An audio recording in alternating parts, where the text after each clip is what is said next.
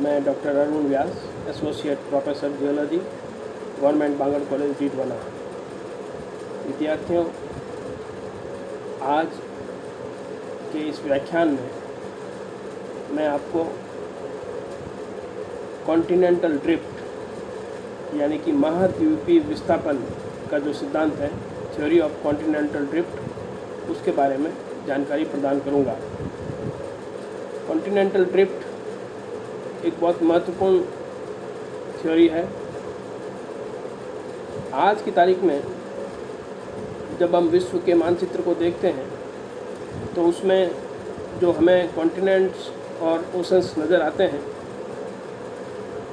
वैसे स्थिति आज से करोड़ों वर्ष पूर्व आज की तरह नहीं थी। प्रारंभ में क्या स्थिति थी, इन कॉन्टिनेंट्स की क्या पोजीशन थी और कितने कॉन्टिनेंट्स और कितने ओशंस थे, उसके बाद in due course of time किस तरह से इनके अंदर बदलाव आए और उन बदलावों की काल अवधि क्या रही, और आज हम जो मैप में जिस तरह से हम कॉन्टिनेंट्स और ओशंस देखते हैं, वो क्या आगे आने वाले समय में भी इसी तरह से रहेंगे। ये सभी जो जटिल प्रश्न हैं या जो जिज्ञासाएं हैं, उनको हम इस व्याख्यान के माध्यम से हल करने की कोशिश करेंगे।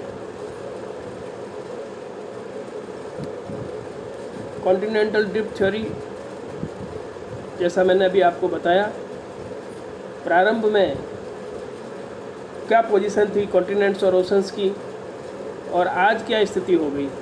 तो इस स्लाइड में हम अगर देखें तो ये कॉन्टिनेंटल ड्रिफ्ट थ्योरी में हम समझ सकते हैं कि पहले की अवस्था इस प्रकार की थी और आफ्टर यानी आज के स्थिति कॉन्टिनेंटल ड्रिफ्ट थ्योरी समझाने के बाद जो आज हम पिक्चर देखते हैं वो इस अवस्था में नज़र आती है।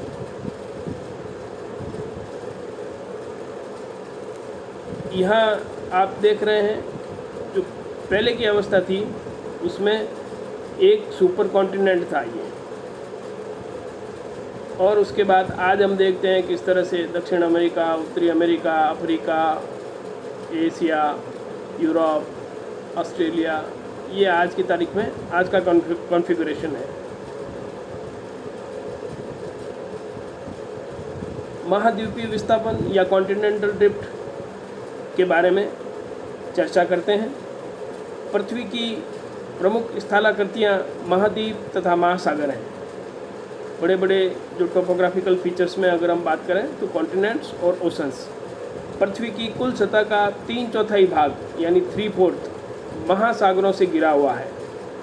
वह एक जो शेष 1/4 भाग है, 1/4, उस भाग में महाद्वीपों का, कॉन्टिनेंट्स का फैलाव मिलता है।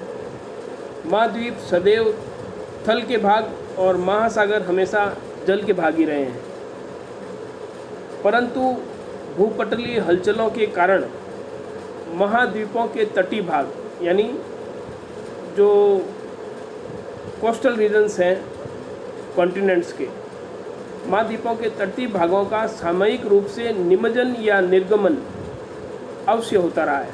सबमर्जेंस, पानी में नीचे डूब जाना, पानी का ढाल नीचे उतर जाना, ये activities due course of time में होती रही है। भूप्रकृति की संरचना में अगर हम देखने की कोशिश करें तो प्रतीत होता है कि महाद्वीपीय सीएल खंडों के अधः स्थित सीमे में विस्थापन संभव है।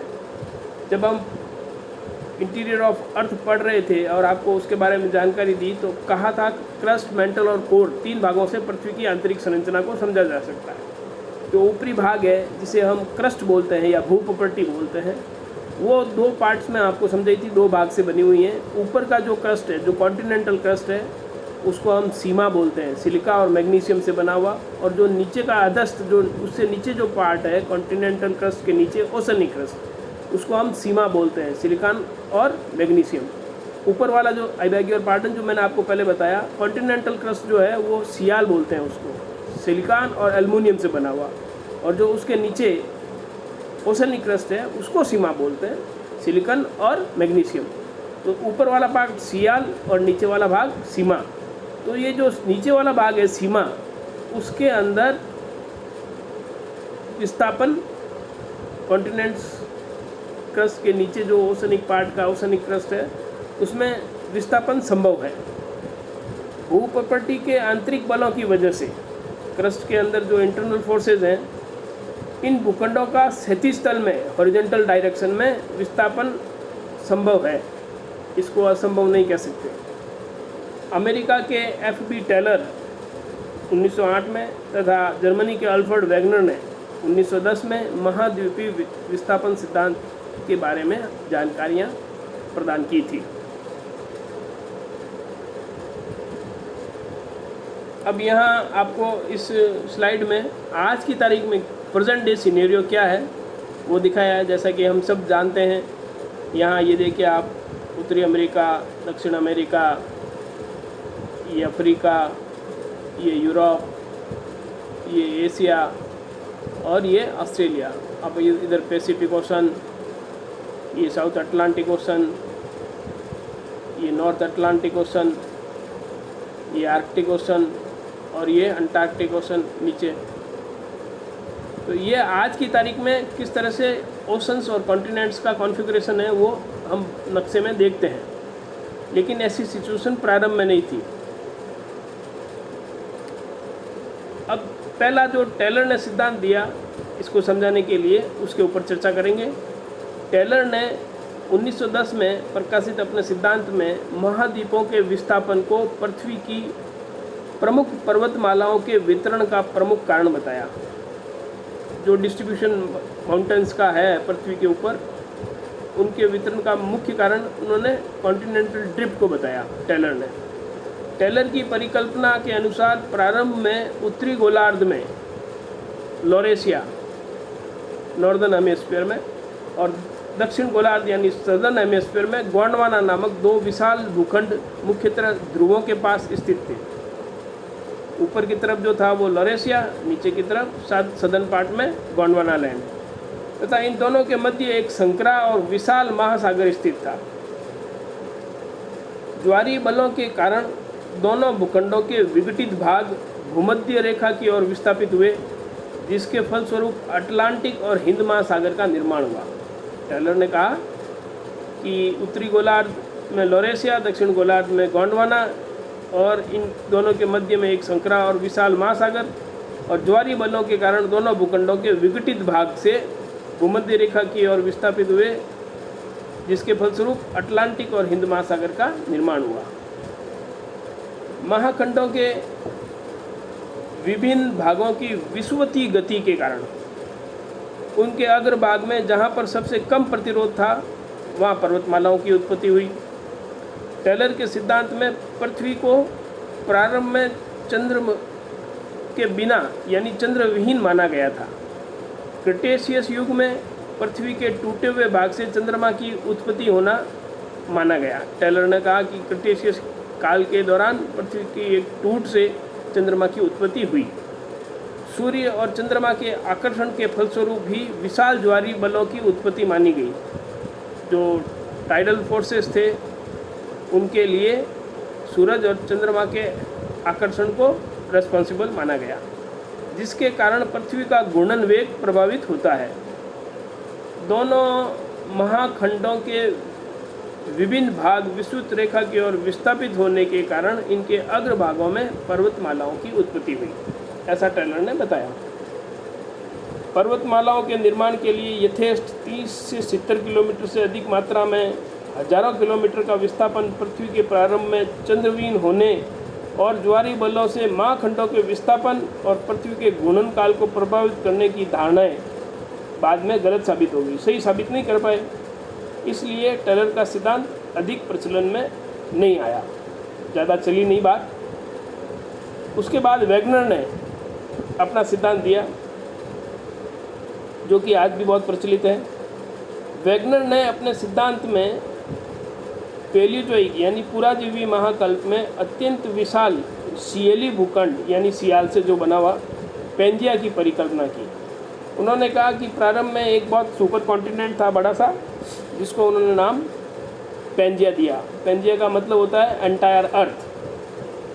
पेंजिया का ग्रीक भाषा में अर्थ होता है संपूर्ण पृथ्वी। पेंजिया के चारों ओर फैला एक विस्तृत महासागर उन्होंने बताया और उसका नाम उन्होंने दिया पैथालसा। सिलूरियन कल्प में, सिलूरियन यानी हम पेलियोजोइक की बात कर रहे हैं, कैम्ब्रियन, ओर्डोविशियन, सिलूरियन कल्प में आंतरिक बलों के कारण पेंजिया में विराट दरारें पड़ना शुरू हो गई। इससे विशाल भूखंड दो भागों में विभक्त हो गया। अब वापस वही टेलर की बात आ रही है, दो भागों में विभक्त हो गया। विभाजन से उत्तर में लॉरेशिया और दक्षिण में गोंडवाना महाखंड अस्तित्व में आए। ये बात टेलर ने भी कही। तथा इन दोनों सरकते महाखंडों के मध्य में टेथिस महासागर का निर्माण हुआ। तो यहाँ ये कहानी कहते हैं कि प्रारंभ में एक सुपर कॉन्टिनेंट था जिसे हम पेंजिया कहते हैं। पेंजिया के चारों ओर एक सुपर ओशन था, बड़ा विस्तृत, जिसको हम पैथालसा बोलते हैं। सिलूरियन काल में इंटरनल फोर्सेस के कारण पेंजिया में दरार पड़ी और उससे उसके दो विशाल भूखंड में परिवर्तन हुआ। उत्तर में गोंडवाना और उत्तर में लॉरेशिया और दक्षिण में गोंडवाना, तथा इन दोनों के सरकते महाखंडों के मध्य में एक नया महासागर टेथिस बना। कालांतर में इन महाखंडों के अधिक टुकड़े हुए तथा क्रमशः विस्थापन के फलस्वरूप वर्तमान महाद्वीपों का निर्माण हुआ, जैसे उत्तरी अमेरिका, दक्षिण अफ्रीका, यूरोप, एशिया, ऑस्ट्रेलिया, इस तरह से। वैगनर के अनुसार इन भ्रमणशील महाद्वीपों की दो प्रकार की गतियाँ थीं। ये गतियाँ ध्रुवों से प्रारंभ हुई तथा एक विषुवती गति और दूसरी पश्चिमवर्ती गति। दो तरह की गतियाँ बताई उन्होंने, विषुवती गति और पश्चिमवर्ती गति। वैगनर ने महाद्वीपों के ध्रुवों से विस्थापित होने को ध्रुवों से गमन बताया। वैगनर ने महाद्वीपीय विस्थापन की क्रियाविधि में अफ्रीका को कांस्टेंट माना। अफ्रीका को स्थिर मानकर अन्य महाद्वीपों के विस्थापन का उल्लेख वैगनर ने किया। क्रिटेशियस कल्प के प्रारंभ में, यानी यहाँ अब हम पेलियोजोइक से आगे बढ़कर मेसोजोइक्स में आ गए। मेसोजोइक यानी ट्रायसिक, जुरेसिक और क्रिटेशियस। तो क्रिटेशियस यानी मेसोजोइक्स का अंतिम पड़ाव जब आ गया, तो क्रिटेशियस कल्प के प्रारंभ में अमेरिका महाद्वीप का पश्चिमवर्ती विस्थापन शुरू हुआ, वेस्टवर्ड। मध्य जुरेसिक में ऑस्ट्रेलिया तथा अंटार्कटिका महाद्वीप अलग हुए तथा ऑस्ट्रेलिया व मलगासी अफ्रीका से दक्षिण पूर्व की ओर विस्थापित हुए। आदि नूतन युग यानी इयोसीन की बात आते ही इसका मतलब हम पेलियोजोइक, मेसोजोइक से आगे बढ़कर सीनोजोइक में आ गए। सीनोजोइक्स में टर्सरी और क्वाटरनरी। तो टर्सरी में हम सबसे पहले पेलियोसीन और फिर इयोसीन, तो यहाँ हम इयोसीन पे आ गए। इयोसीन युग में भारत का विस्थापन हुआ तथा उत्तर अमेरिका और यूरोप एक दूसरे से अत्यंत नूतन युग में यानी प्लिस्टोसीन युग में, तो आदि नूतन युग यानी इयोसीन में तो भारत का विस्थापन हुआ और प्लिस्टोसीन में उत्तर अमेरिका और यूरोप एक दूसरे से अलग हुए। तो प्लिस्टोसीन तो ज़्यादा पुरानी बात नहीं हुई। महाद्वीपों के विस्थापन का ये क्रम आज भी क्रियाशील माना जाता है तथा विस्थापन की गति सदैव परिवर्तनशील रही है। पृथ्वी के आंतरिक ताप के कारण उत्पन्न आंतरिक बल इस विस्थापन की क्रिया को नियंत्रित करते हैं। जो हम नीचे जाते हैं, जियोथर्मल ग्रेडियंट के बारे में हमने पढ़ा। पृथ्वी की गहराई में जो जाएंगे तापमान बढ़ेगा और उस आंतरिक ताप के कारण जो इंटरनल फोर्सेस डेवलप होते हैं वो रेस्पॉन्सिबल है इस विस्थापन को नियंत्रित करने के लिए या एक्टिवेट करने के लिए। अतः पर्वतन यानी माउंटेन बिल्डिंग व विस्थापन में घनिष्ठ संबंध माना जाता है तथा पर्वतन व विस्थापन की तीव्रता को भी समकालीन माना गया है। पृथ्वी के आंतरिक भागों में उत्पन्न संवहन धाराएं, कन्वेक्शन करंट्स को ही विस्थापन की क्रिया का प्रमुख कारण आज माना जाता है। जो हम प्लेट टेक्टोनिक्स में बात करते हैं, ऊपर लिथोस्फीयर, उसके नीचे एस्थेनोस्फीयर। जो एस्थेनोस्फीयर है, जो क्रस्ट का नीचे वाला भाग और मेंटल के ऊपर का पार्ट, यहाँ पर लिक्विड स्टेट में जो कन्वेक्शंस करंट बनते हैं they are responsible for such sort of movement. जो विस्थापन की हम बात कर रहे हैं उसके लिए ये संवहन धाराएं रेस्पॉन्सिबल मानी जाती हैं। महाद्वीपों की विषुवतीय गति के कारण एल्प्स और हिमालय पर्वत श्रृंखलाओं की उत्पत्ति हुई और पश्चिमवती गति के कारण रॉकीज और एंडीज पर्वत श्रेणियों की उत्पत्ति हुई। यानी विषुवतीय गति के कारण तो एल्प्स और हिमालय की चोटियाँ बनी, पर्वत श्रृंखलाएँ बनी, और पश्चिमवती गति के कारण रॉकीज और एंडीज की पर्वत श्रृंखलाओं की उत्पत्ति हुई। प्रशांत महासागर को आद्य महासागर माना गया है, यानी पुराना महासागर। अतः विस्थापन के समय यह अपरिवर्तित रहा।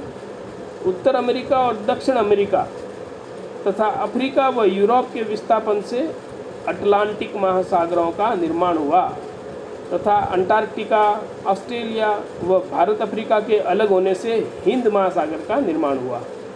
और वहीं भारत के अफ्रीका के साथ का जो विच्छेद हुआ, भारत के अफ्रीका से अलग होने के कारण अरब सागर अस्तित्व में आया। तो इस प्रकार ये जो ओशंस आए उनके बारे में, प्रशांत महासागर तो प्रारंभिक था, आद्य महासागर था, तो उसमें परिवर्तन नहीं हुआ। उत्तर अमेरिका और दक्षिण अमेरिका तथा अफ्रीका व यूरोप के विस्थापन से अटलांटिक महासागर का निर्माण हुआ तथा अंटार्कटिका, ऑस्ट्रेलिया व भारत अफ्रीका के अलग होने से हिंद महासागर का निर्माण हुआ और भारत और अफ्रीका के अलग होने से अरब सागर का निर्माण हुआ।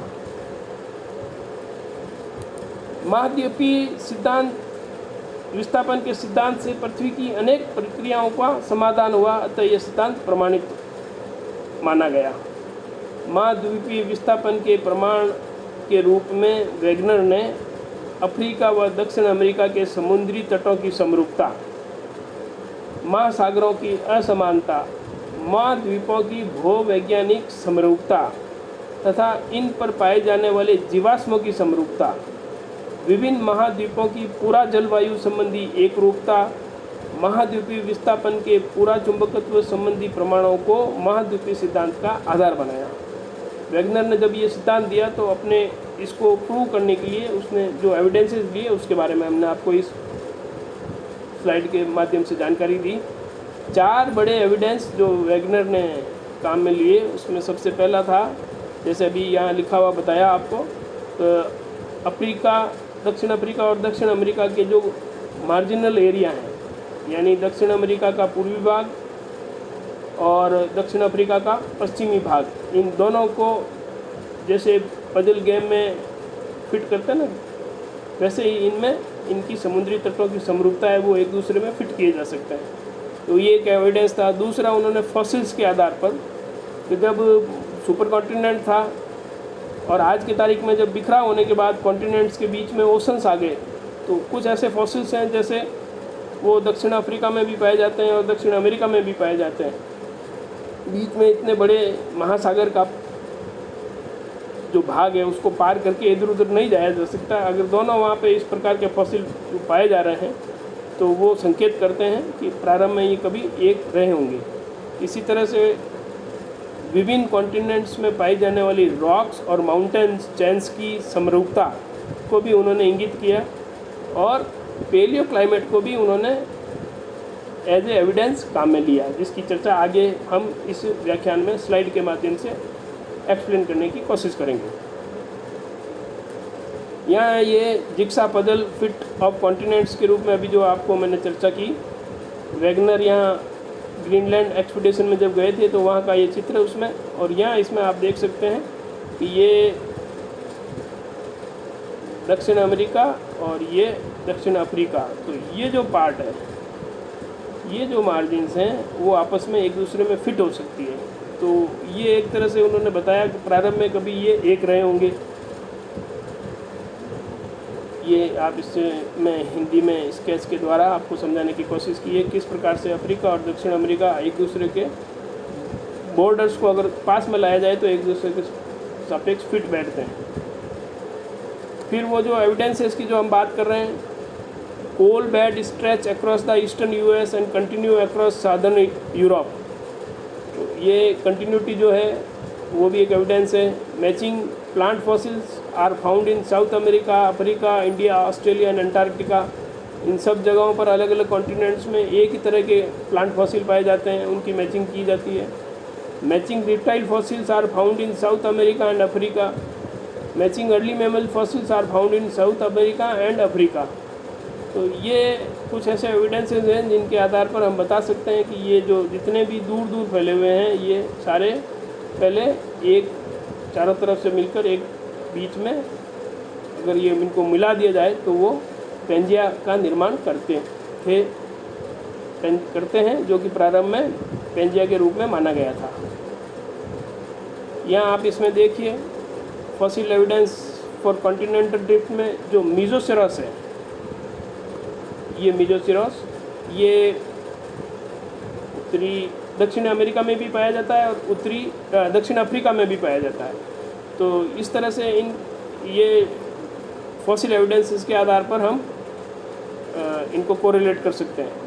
ऐसे ही ग्लोसोप्टेरिस को लीजिए, लिस्ट्रोसोरस को लीजिए, और यहाँ ये स्लाइड में इनको दिखाया गया है और इनका ये माइग्रेशन का मूवमेंट यहाँ मिलते हैं। ये तो इसके आधार पर फॉसिल कंटेंट के आधार पर इनको कोरिलेट करते हुए बताया गया कि प्रारंभ में ये कॉन्टिनेंट्स एक दूसरे के निकट थे, एक कॉन्टिनेंट के रूप में थे, और बाद में इनका बिखराव हुआ और आज की तारीख में ये अलग अलग स्थिति में मिलते हैं। अब हम जो एविडेंस की बात कर रहे थे, पहला एविडेंस है the coast line of the continents appear to fit together like the pieces of puzzle. तो ये the apparent fit of the continents जो अभी आपको दक्षिण अमेरिका और दक्षिण अफ्रीका के कॉन्टिनेंट्स के मार्जिन्स को डिस्प्ले करते हुए इसमें आपको दिखाया था।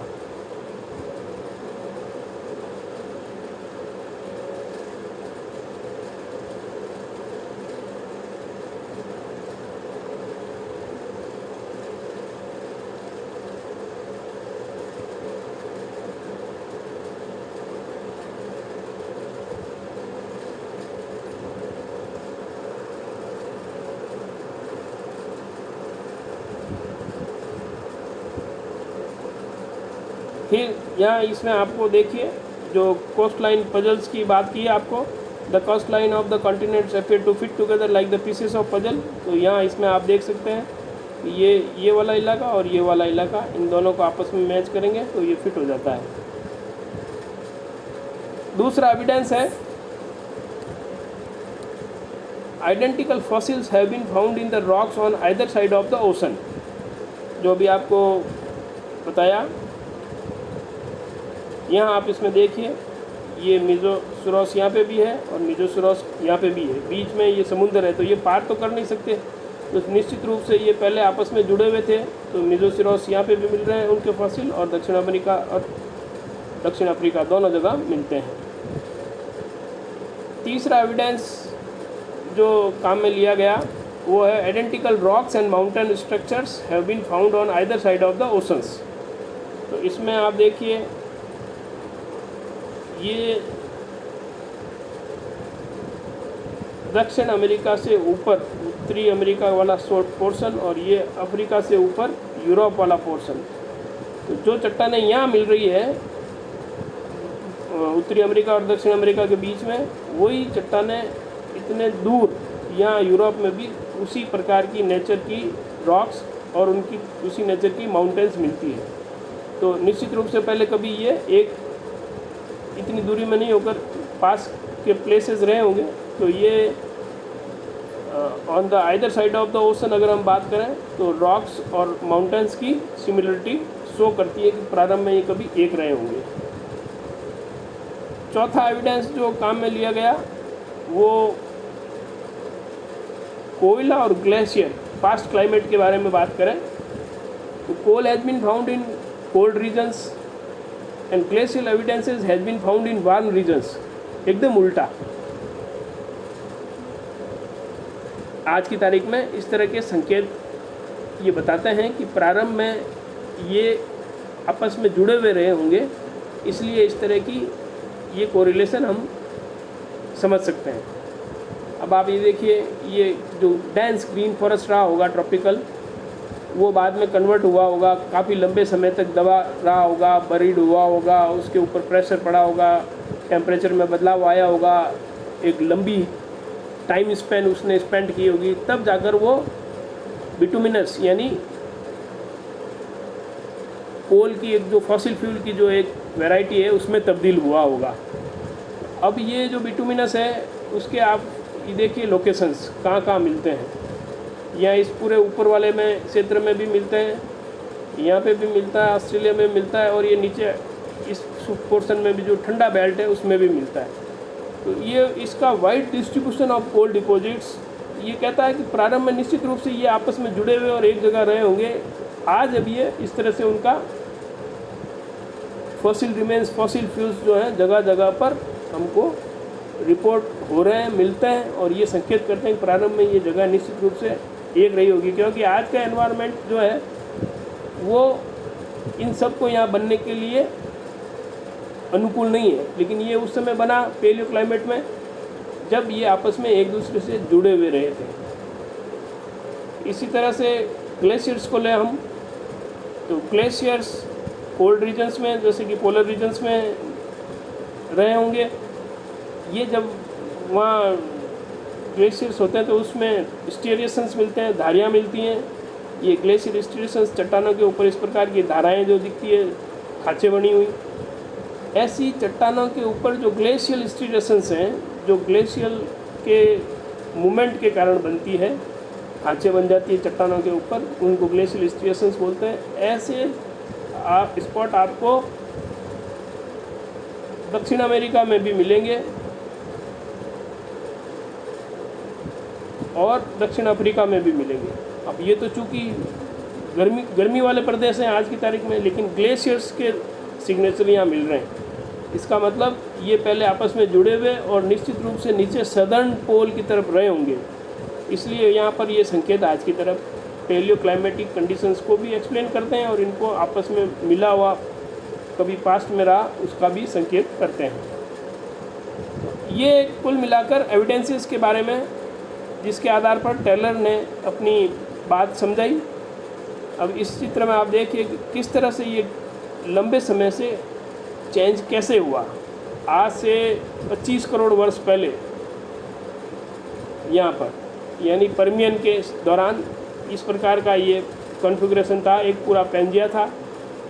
उसके बाद आज से 20 करोड़ यानी 5 करोड़ वर्ष बाद क्या चेंज आए इस तरह से, तो ऊपर लॉरेशिया, इधर लॉरेशिया चला गया, इधर गोंडवाना लैंड बन गया। ये ट्रायसिक काल के दौरान की पिक्चर।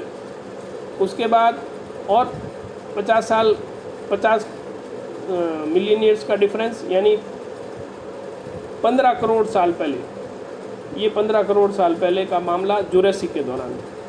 यहाँ किस प्रकार से और इनका अलग अलग बिखरा हुआ। फिर 50 मिलियन ईयर्स का फ़र्क यानी आज से 10 करोड़ वर्ष पहले, 10 करोड़ वर्ष पहले इनका और थोड़ा थोड़ा विस्थापन हुआ।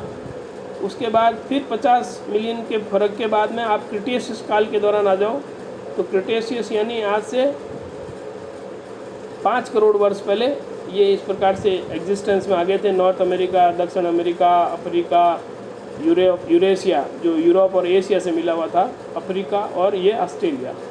और अब आज की तारीख में ये कॉन्फ़िगरेशन हमको प्रेजेंट डे टू डे। तो आप देखिए इतने लंबे समय में कहानी यहाँ से स्टार्ट हुई, यहाँ से, और लास्ट में जाकर आज की तारीख में इस तरह से तब्दील हुई ड्यू कोर्स ऑफ टाइम। तो ये टेलर ने समझाने की कोशिश की किस तरह से विस्थापन हुआ। इस डायग्राम में भी वही चीज़ें हैं। आप देखिए यहाँ पे पर्मियन में इस तरह का एक पेंजिया था, उसके बाद ट्रायसिक में इस तरह से बिखरा हुआ, फिर जुरासिक में थोड़ा और विस्तार से अलग अलग हुआ, फिर क्रिटेशियस में ये दक्षिण अमेरिका, उत्तरी अमेरिका और इस तरह से यूरेशिया बन गया। और ये आज की तारीख में present day configuration of continents and oceans है।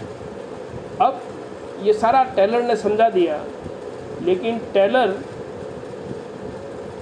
कुछ चीज़ों को नहीं समझा पाए तो उनकी थ्योरी पहले से ही डिस्कार्ड कर दी गई। फिर वैगनर ने समझाया, वैगनर ने कुछ चीज़ें उसमें और ऐड की, और ये जो एविडेंसेस जो अभी हमने जिनकी बात की प्रमाणिकता के लिए जो उन्होंने बताया, उसके आधार पर उनकी थ्योरी को एक्सेप्टेबिलिटी हुई उनकी।